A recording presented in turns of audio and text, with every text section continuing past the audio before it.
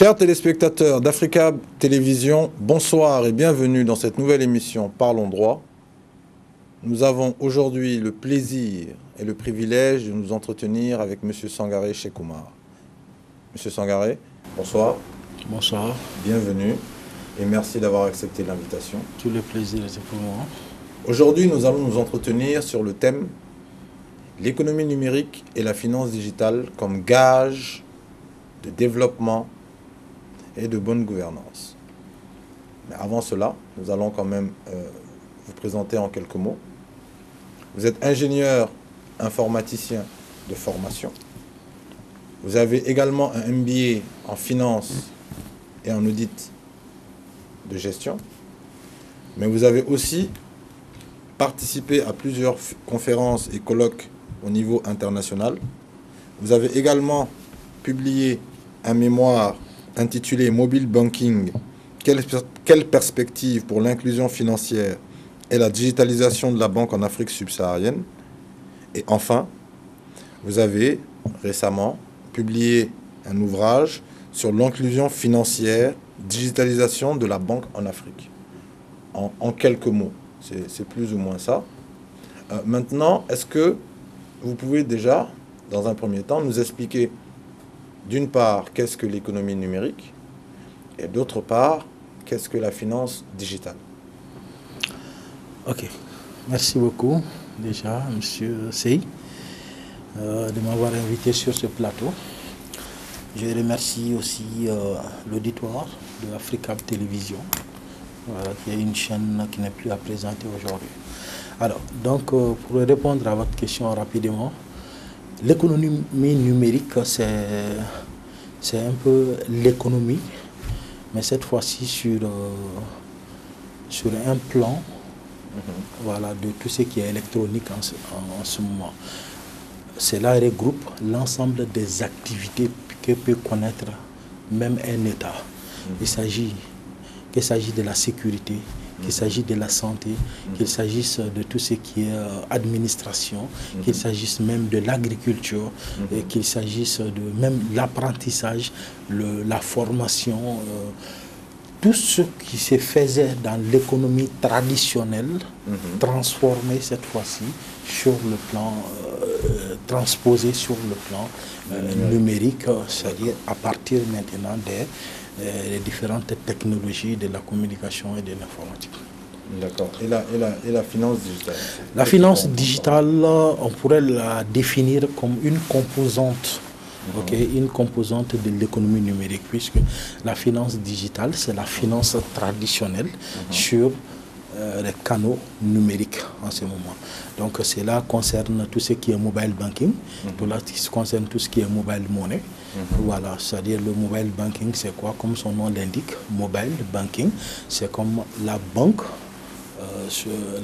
mobile.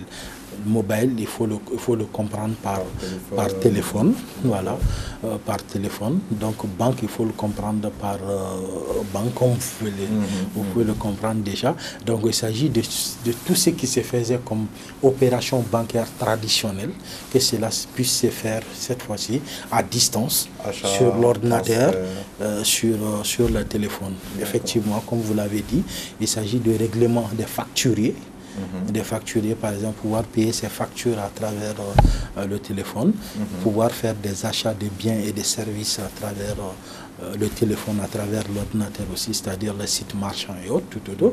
Donc aussi pouvoir aussi se transférer de l'argent.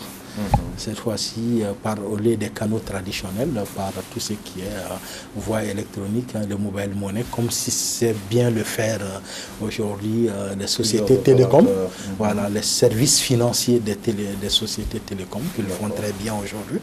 Et on doit à eux-mêmes, grâce à eux, on doit même un développement assez important, voilà, du chiffre concernant l'inclusion financière en fait. D'accord. Bon. Sur le point de l'inclusion financière, peut-être que nous pourrons revenir là-dessus au cours des débats. Okay. Donc déjà, dans un premier temps, pour comprendre, donc l'économie numérique, si j'ai bien compris ce que vous avez dit, c'est toute l'économie qu'il y a autour du numérique. C'est-à-dire que vous transposez l'économie traditionnelle à l'économie dans le domaine numérique. Dans le domaine numérique. Si j'ai plus ou moins compris. C'est exactement ça. Pour la finance digitale, c'est la finance au sens classique, mais là, pareil, digitalisé, notamment à travers des outils comme le mobile banking. C'est ça. Et le mobile money. D'accord.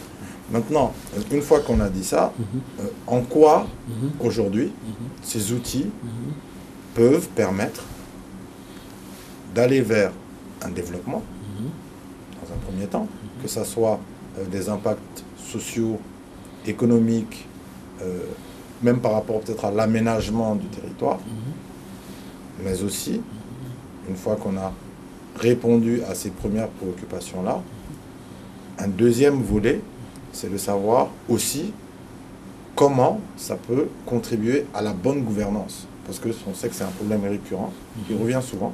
Donc en quoi ces outils-là peuvent nous permettre d'avoir peut-être plus de transparence dans les actions et menées par les instituts privés et menées par les officines publiques. Alors, donc, comme vous l'avez dit, c'est-à-dire en quoi l'économie numérique peut constituer un gage de développement déjà et de bonne gouvernance aussi. Alors, donc, l'économie numérique, comme on l'a dit, tout ce qui est économie, transposée cette fois-ci dans les canaux digitaux. Les canaux digitaux, en ce sens, tout ce qui est technologie de la communication, de l'informatique. Alors, donc, déjà, qui parle de technologie parle déjà de gain de temps. Le gain de temps et aussi d'efficacité, voilà, dans surtout les actions routinières.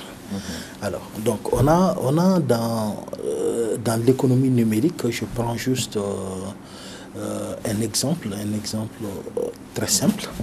Je prends, par exemple, le e-administration, par exemple. Si un tel phénomène, un tel domaine est mis en place, ça permettra tout ce qui se fait aujourd'hui dans l'administration, sur papier, de façon qui prenait 48, 72, sinon voilà, un mois à se faire, pourront se faire avec un gain de temps assez considérable. Parce que la base des données sera partagée, les informations seront facilement retrouvables, et aussi ce qui implique plusieurs ministères ou bien plusieurs administrations, plusieurs services pourront se partager rapidement cette information pour pouvoir donner à l'usager, sinon aux citoyens, vraiment une réponse très rapide, adéquate à sa demande. Donc ça, c'est un exemple sur le e-administration. Si on prend par exemple le e-académie, par exemple, on pourrait facilement, par exemple, si je prends le contexte sanitaire que nous avons aujourd'hui, la COVID-19, on a été obligé de fermer les écoles. Les écoles ont été fermées. Alors, comment ils vont apprendre? Comment ils vont apprendre? Il s'agissait maintenant de développer, voilà, une alternative à si les étudiants, sinon les élèves ne partent pas à l'école, comment on fait? Donc, il s'agissait de développer déjà l'Internet. Ça, c'est un. De deux aussi, l'apprentissage à distance. L'apprentissage à distance, c'est comment? À travers les plateformes, à travers aussi la télé numérique qui diffusait des programmes, des cours sur les mathématiques, sur le français, sur beaucoup de domaines pour que les enfants puissent apprendre de chez eux. Et mais aussi... Excusez-moi de vous couper. Pour aller dans la même logique, parce que vous avez parlé de la COVID-19, vous avez parlé de santé. Est-ce qu'il y a un e-santé aussi? Et s'il y a un e-santé, c'est quoi? C'est soigner à distance ou c'est autre chose? Comment ça se passe? Parce que je ne vois pas comment ça c'est. Oui. Techniquement, c'est faisable? Effectivement, c'est très faisable. C'est très faisable, effectivement. C'était le troisième exemple que j'allais prendre, e-santé. Voilà, parce que ça, c'est un domaine, surtout la télémédecine. On va l'appeler comme tel. E-santé, effectivement, télémédecine. C'est plus quoi, des consultations ou il y a aussi des soins? C'est le tout, en fait. D'accord. C'est le tout. Comment? Alors, ces consultations-là, c'est-à-dire que, par exemple, à travers la visioconférence, déjà, on peut, par exemple, c'est comme il y a un professeur qui est à distance, qui travaille, par exemple, avec un local qui est là, qui, celui-là, peut lui donner certaines informations sur le patient et que ce docteur puisse interpréter ou bien sinon l'assister voilà, dans le traitement d'un tel patient. D'accord. Ça, c'est une Donc possibilité. ça va de la consultation à même peut-être à l'ordonnance. Non, à l'opération même, à l'opération chirurgicale même, qui se fait en direct. D'accord. Qui se fait en direct, c'est-à-dire entre deux pays. D'accord. Où les locaux sont en train de travailler sur le terrain, c'est-à-dire sur le patient. D'accord. Et maintenant, à distance, le professeur, lui, il est là. Il est en train de regarder en temps réel tout ce qui est en train de se passer et il participe activement à travers ce qu'il est en train de dire et que les autres là sont en train d'exécuter. Et plusieurs opérations ont été effectuées comme ça, aussi bien au Mali. D'accord. Et aussi, on a même, nous remercions même l'agence de télémédecine Antibes, qui est là actuellement, qui fait beaucoup de progrès dans ce sens. Voilà, et aussi beaucoup d'autres exemples qui se sont effectués un peu partout dans le monde aujourd'hui. Vous dites que c'est aussi, on dit que c'est aussi des outils qui permettent, ou des gages en tout cas de bonne gouvernance. Parce que là, on voit un peu le développement, aussi bien sur le plan effectivement sanitaire, éducatif que administratif, tout ça lié à l'économie, mais de manière plus simple, par rapport à la bonne gouvernance, concrètement, en quoi ça aide? Alors, donc, qui parle de bonne gouvernance parle de transparence, en fait. D'accord. Lorsqu'il y a une transparence, déjà, il y a une idée assez claire de la chose. Et si la chose, elle est claire, elle est plus bien gérée. Et si c'est bien géré, on parle de bonne gouvernance. Alors, donc, par exemple, si je prends sur la finance digitale, alors la finance digitale, elle est même très recommandée. Elle est même très recommandée aujourd'hui, en plus d'être un chemin incontournable aujourd'hui, aussi bien pour les banques que commencer par exemple par les services financiers des télécoms. C'est-à-dire ça permet tout ce qui est même le moindre achat de tomates ou bien de pommes de terre au marché. Ça permet de savoir les transactions qui ont été effectuées, avoir même des statistiques assez correctes, assez vraies, parce que c'est ce qui est problématique avec les statistiques. Si on a des statistiques vraiment réelles, pour pouvoir connaître vraiment l'état de santé même des finances dans un pays. D'accord. Et même si ce n'est pas le sujet directement, mais il y a une connexion qui est là, parce que dans nos propos introductifs, on a dit que vous avez fait votre mémoire de fin d'études sur le mobile banking. Oui. Mais vous avez également publié une œuvre qui s'intitule « Inclusion financière, digitalisation de la banque en Afrique ». Bon, concrètement, puisqu'on est toujours dans le même thème, quelle est l'essence, par exemple, de cette œuvre-là? Quelle est la conclusion à laquelle vous avez abouti et quelle peut être l'implication et des décideurs et des opérateurs pour justement une meilleure prise en compte et un mieux-être général? Alors, donc déjà, l'essence de cette œuvre-là, c'était quoi déjà? Alors, c'était pour montrer que aujourd'hui, la banque comme on la connaît, de façon traditionnelle, a montré beaucoup de limites en fait. C'est pourquoi le taux réel d'inclusion financière à la BCEAO pour les banques commerciales tourne autour de 4 à 5%. Excusez-moi juste. Inclusion financière, est-ce qu'il faut le comprendre comme bancarisation ou pas? Oui, comme bancarisation. D'accord. Comme bancarisation, comme tout ce qui est secteur formel de la finance. D'accord. Voilà. Alors, donc, le taux réel, comme je viens de le dire, d'inclusion financière, réel pour les banques, sans les services financiers des télécoms, ça tourne autour de 4 à 5%. Lorsqu'on ajoute, vraiment les télécoms, voilà, à travers le mobile money, les télécoms, vous conviendrez avec moi, tout le monde les connaît, les Orange Money et autres. Tout. Alors, donc, ça tourne autour aujourd'hui de 14,5%.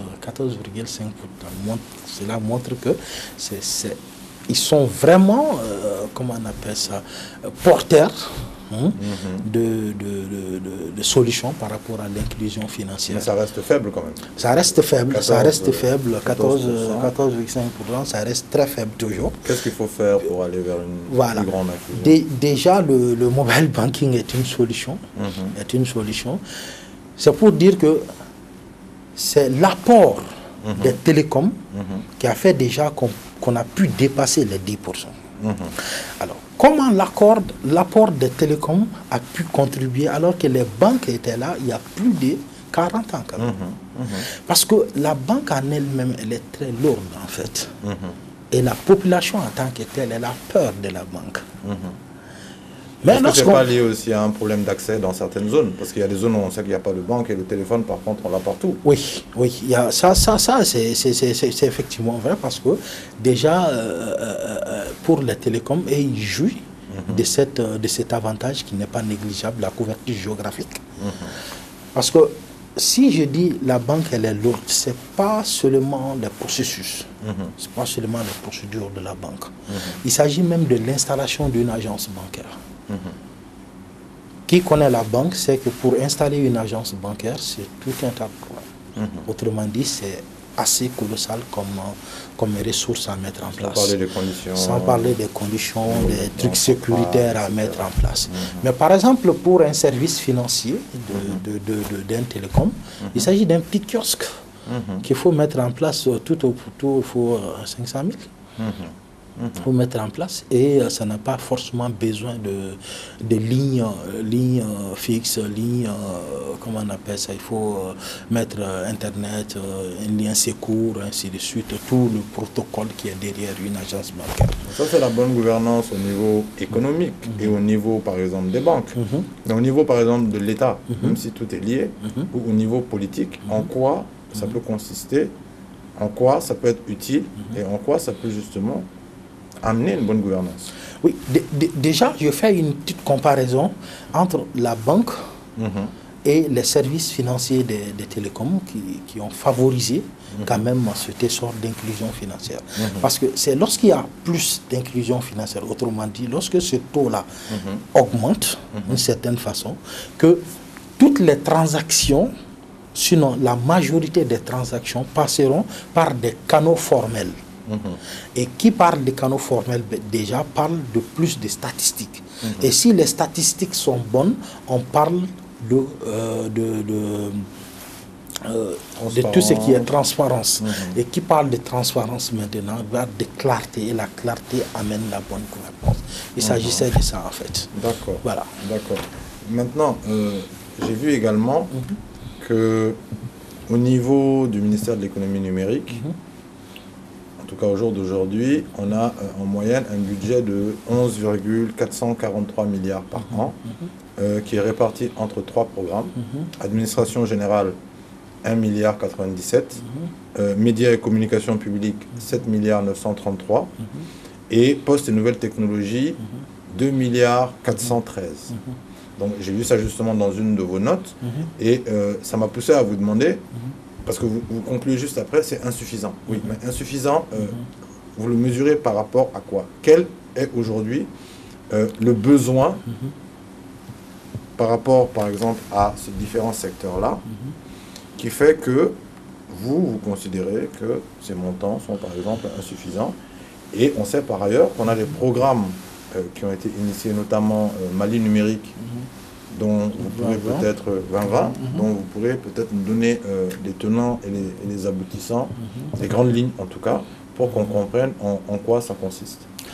Alors, déjà, ce budget qui est là, c'est le budget voté pour une année, voilà, c'est un budget qui peut être sujet à réévaluation, parce que il se peut que ce budget ait été soit revu à la hausse ou à la baisse, ça dépend de comment ils ont fait. Alors, donc,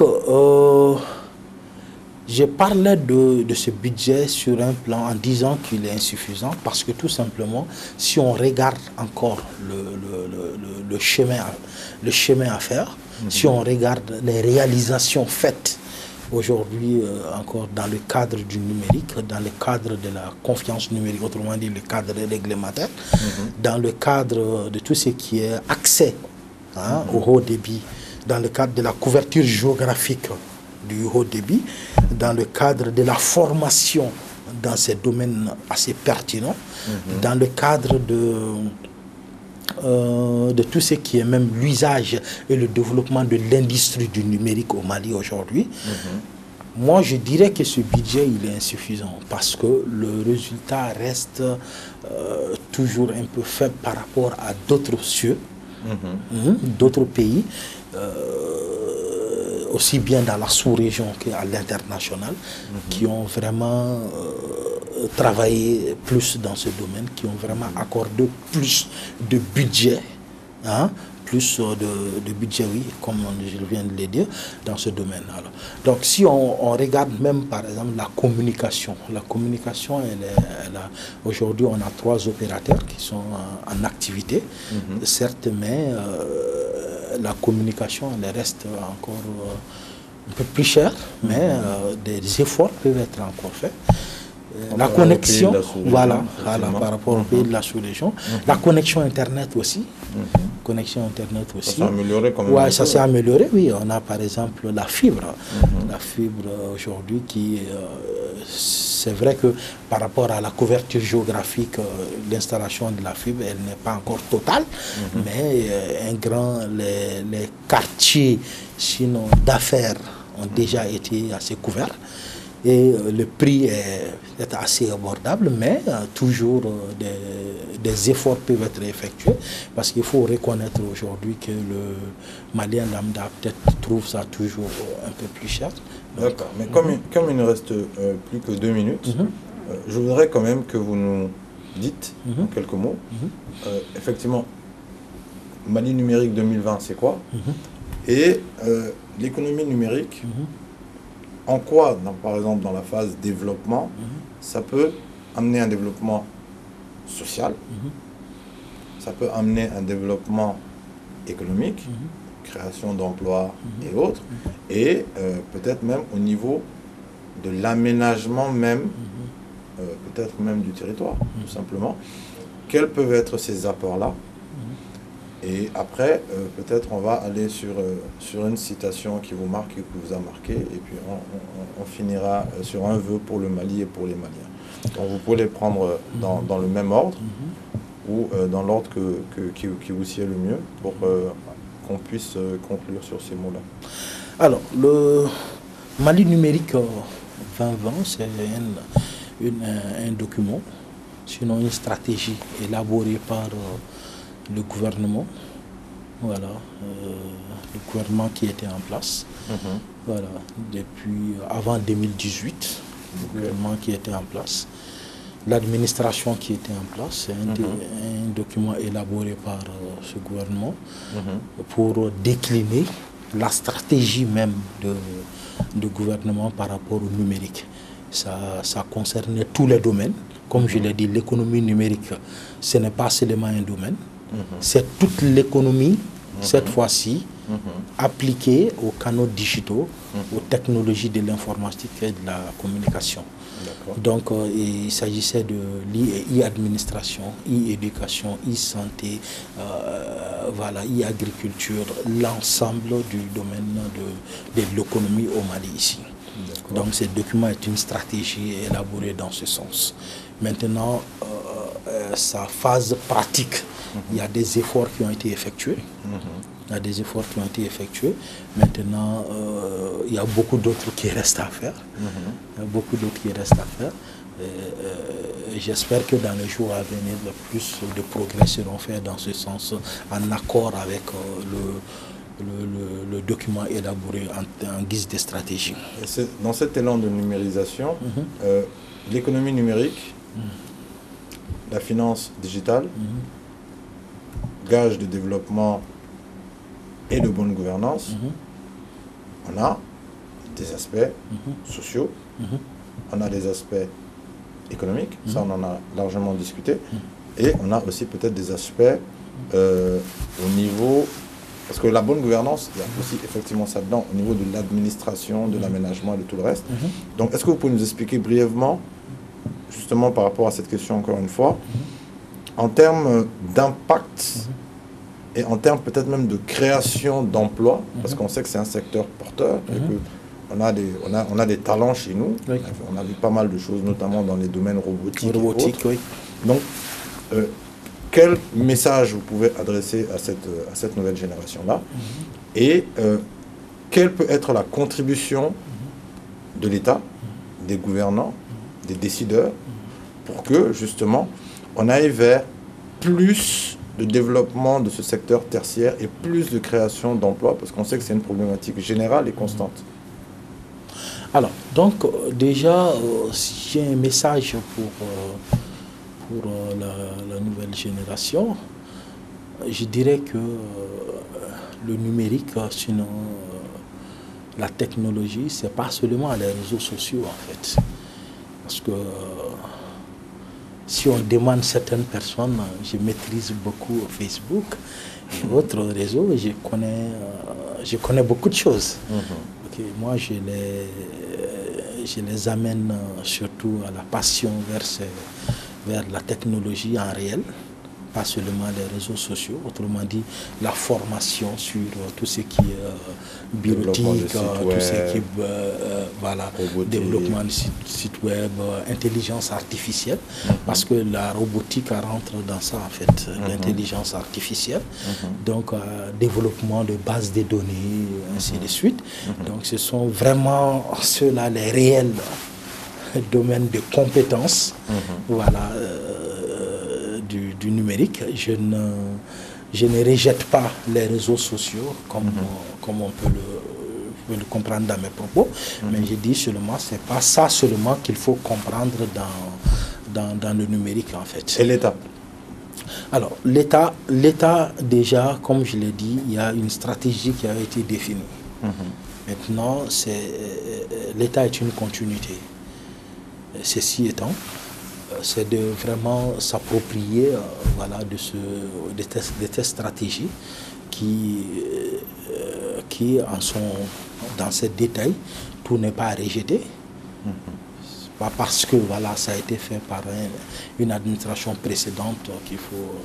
C'est vraiment un document assez bien élaboré que je trouve qu'on peut s'inspirer pour faire améliorer, pour l'améliorer déjà et faire beaucoup d'autres choses. Ou le parfaire, le continuer, pour l'amener à terme. Maintenant, une citation, ce qui vous marque ou qui vous a marqué? Alors, donc, j'étais en train de lire un ensemble de notes sur la microfinance, surtout la microfinance qui est aussi en train de se digitaliser aujourd'hui, les SFD, les services financiers digitales. Donc, à la fin, il y a l'auteur qui dit que voilà, aujourd'hui, le monde est plus mobile plus que jamais en fait. Le monde est plus mobile aujourd'hui, plus que jamais. Donc mobile, le jeu de mots entre la mobilité et puis le côté téléphone. Entre la mobilité, même déjà des êtres physiques, entre aussi la mobilité même de la finance, autrement dit, on n'est plus voilà, en train de courir à gauche, à droite pour certaines choses. C'est plus facile. La mobilité dans la facilité, dans la flexibilité, dans les transactions, voilà, ainsi de suite, quoi. Et enfin, un vœu, vous avez 20 secondes pour le Mali et pour les Maliens. J'espère que j'ai tous mes voeux de très bonne, disons, si on peut le dire ainsi, tous mes voeux de paix, de cohésion sociale entre les Maliens. C'est très important, surtout si on sait la crise que le Mali traverse aujourd'hui. C'est très important. Donc, merci M. Sangaré. Chers téléspectateurs d'Africa Télévision, merci de nous avoir suivis. Nous nous donnons rendez-vous dimanche prochain à la même heure et donc sur la même chaîne.